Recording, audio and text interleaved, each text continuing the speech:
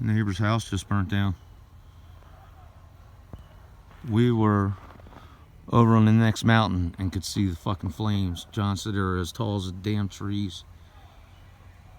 Old mobile home. It was only a matter of time before that fucking place caught on fire. A couple of big propane tanks blew up, he said. It's still burning. I don't know why they didn't put the fire all the way out in the house. Looks like they must be putting more water on it now.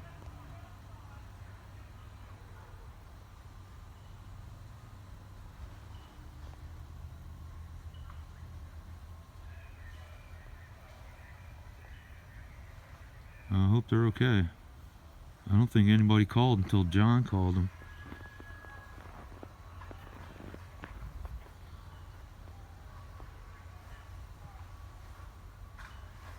Hope they're okay.